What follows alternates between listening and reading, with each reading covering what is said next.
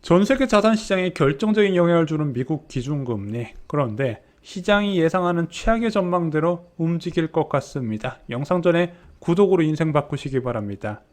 미국 증시가 연속해서 큰 폭의 하락세를 기록했습니다. 금요일날 S&P 지수가 2.91%, 나스닥이 3.52% 급락한 채 마감이 됐죠.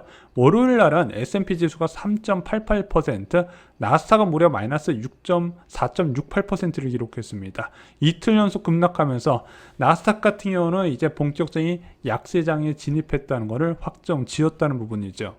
자, 시장이 워낙 안 좋다 보니까 실적이 괜찮은 기업까지 모조리 급락 중이에요.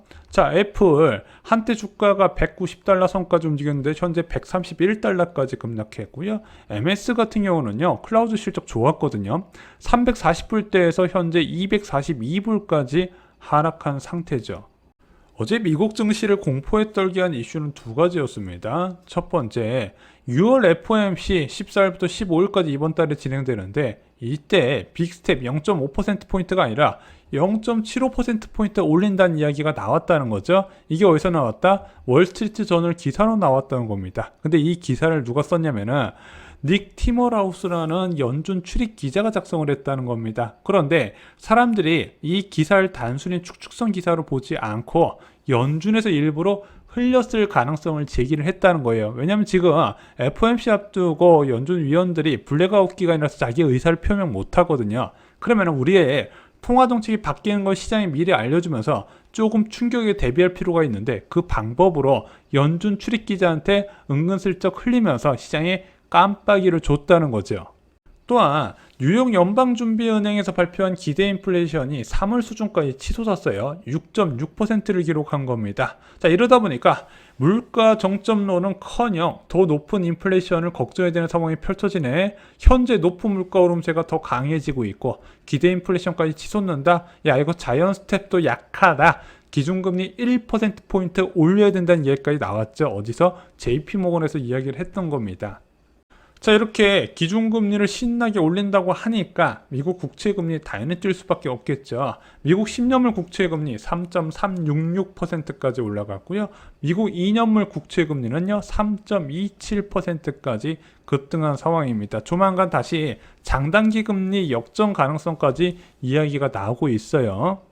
자, 미국 국채금리가 오르니까 당연히 대한민국 국채금리도 동반 급등을 했습니다. 특히 30년물하고요 50년물이 3.4%를 찍었어요.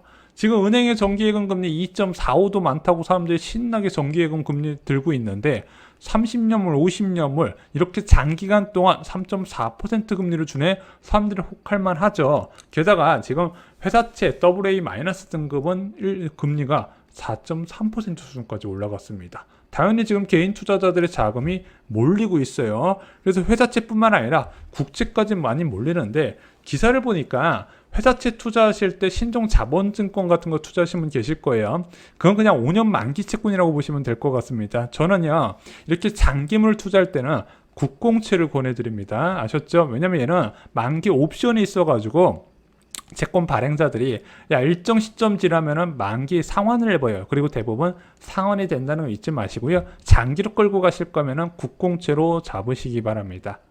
그리고 국채 장기물 매수 계획이 있으면요 입찰 계획을 확인하셔야 됩니다. 어디서? 국채시장 홈페이지에 발행 공고문이 떠요. 최근 거 하나 예시를 들면요 6월 7일 날 이제 50년물 발행 계획입니다. 얘가 만기가 2070년이에요. 3천억 원 규모로 발행을 한다고 합니다. 그러면 이거 어떻게 개인이 매수할 수 있죠? 일반인은요 증권사에 있는 국고채 전문 딜러를 통해서 입찰에 참여할 수 있습니다. 최저 입찰 금액은 10만원부터 최대 10억까지 가능하고요. 한 번 입찰할 때요. 한 사람이 최대 살 수 있는 금액이 그 정도가 아니라 한 번에 10억까지 베팅을 할 수 있다. 그리고 일반인이 입찰에 참가할 경우 경쟁 입찰 발행 예정 금액의 20% 내에서 일반인한테 우선 배정이 돼요. 그런데 일반인은 당연히 이제 금리를 제시할 수는 없고 최고 낙찰 금리로 발행 물량을 배정받는다. 그래서 증권사에 물어보시면요 증권사 직원분들이 열심히 알아보시고 이제 소개를 해 주실 겁니다. 요즘 이쪽으로 투자하시는 분들 꽤 많아요. 자, 어찌됐든 진짜 중요한 것은 무엇일까요? 지금 미국 기준금리가 1%라는 거잖아요. 여전히 저금리예요. 0.75%포인트를 올리든 1%포인트를 올리든 2%든 1.75%든 현재 미국 경제 상황에 비하면 여전히 실질 금리는 굉장히 낮은 수준이라는 거죠.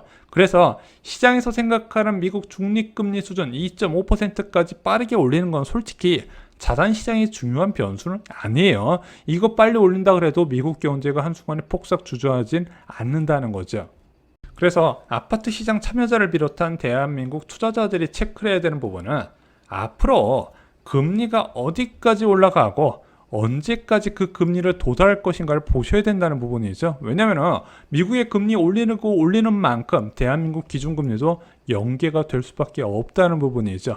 그래서 저희가 아파트 시장을 이야기할 때 미국 금리 이야기를 자주 하는 겁니다. 자, 우선 현재 시장에서 예상하는 연말 기준금리 패드워치에 나와 있죠. 선물시장에 나와 있는 부분. 자, 연말의 금리를 어느 정도로 예상하나 봤더니 연말 미국 기준금리가 3.75%까지 올라갈 거라고 보는 시각이 가장 많았습니다. 42.3%를 봤어요. 그리고 두 번째가 4.0%였습니다. 30.4%예요. 그러면은 야 3.75에서 4%까지가 72% 대다수를 차지하네. 그리고 3.5%가 세 번째로 20.1%였다는 거죠. 현재 기준금리가 1%인데 3.75%까지 올라가면 금리를 얼마나 자주 올려야 될까요? 앞으로 5번의 FOMC가 있거든요.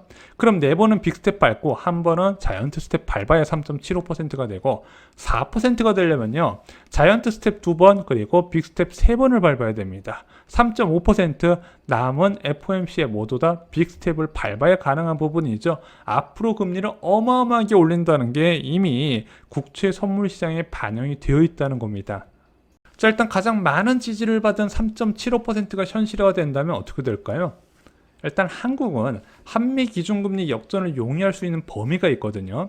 0.75%포인트라고 그랬어요. 그럼 미국이 3.75%면 대한민국 물가나 경기에 상관없이 최소한 자본 유출 방지 차원에서 3% 이상은 유지가 되어야 되는데 이게 예전에는 0.75%포인트 차이나도 큰 충격은 없는데 지금 환율 시장이 워낙 불안하다 보니까 이거 못 버티고 미국에서 3.75% 맞추면 대한민국이 3.25든 3.5든 맞춰야 될 상황이 펼쳐질 수 있죠. 그러다 보니까 지금 증권가에서 7월달 다음 금통위가 7월이거든요. 이때 0.25% 올리는 게 아니라 0.5%포인트 한꺼번에 올릴 것이다. 대한민국도 빅스텝 대열에 합류한다는 얘기가 나오고 있는 거예요.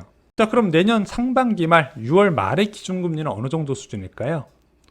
일단은 4.25가 31.7%로 가장 많습니다. 그리고 4%가 29%고요. 4.5%가 16.8%입니다. 4%에서 4.5%로 4%대 전망이 대세를 이루고 있어요. 야, 그럼 이 정도로 대세 전망이 이루게 나온다면은 대한민국 금리 수준은 어디까지 올라가야 될까요? 아무리 못해도 3% 중반은 예상을 하셔야 되죠. 그래서 올 연말에 2.75에서 3%, 내년 상반기 중으로 3.5% 수준까지도 열어두셔야 된다는 거예요. 부동산 시장이 이걸 버틸 수가 있을까요? 자, 기준금리 0.5% 시대가 불과 작년이었습니다. 작년 5월에도 기준금리 0.5%였어요. 그리고 8월 달에 첫 금리 인상을 했었죠. 자, 이 0.5% 기준금리 때 설정된 아파트 가격이 여전히 유지가 되고 있는 단지들이 많이 있습니다. 기준금리 0.5%면요, 예금금리 0.8%고요. 주택담보대출금리 2%였어요. 자, 이때는 비트코인 가격이 6,300만 원까지 치솟았는데 지금 3천만 원도 무너졌죠. 1년 전에 기준금리 0.5%대 코스피가 3,300포인트 수준이었습니다. 지금 이번에 2,500포인트도 무너졌죠. 모든 자산 가치가 다 재조정 받고 있다는 부분이죠.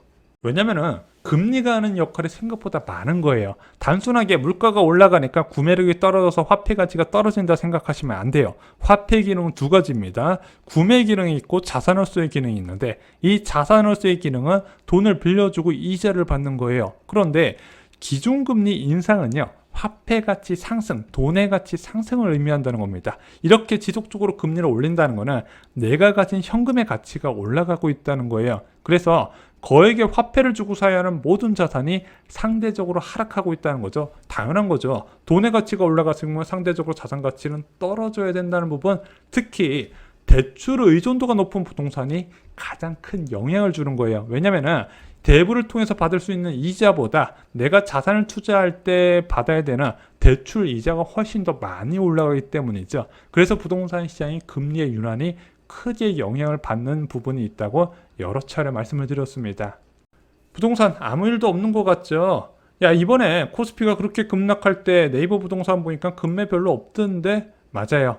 예전에 일본 부동산 버블 붕괴 때도 그랬고 미국 서브프라임 모의 사태 때도 그랬어요. 이런 식으로 급격하게 금리 올렸어도 부동산 시장 바로 무너지지 않았습니다. 6개월간의 시차를 두고 무너진다 말씀을 드렸죠. 그래서 계속 말씀드렸던 게 이번 여름이 지나고 날씨가 추워지면요, 크게 한꺼번에 터지게 될 겁니다. 왜냐하면 부동산 시장의 역사는 겨울에 일어나기 때문이죠.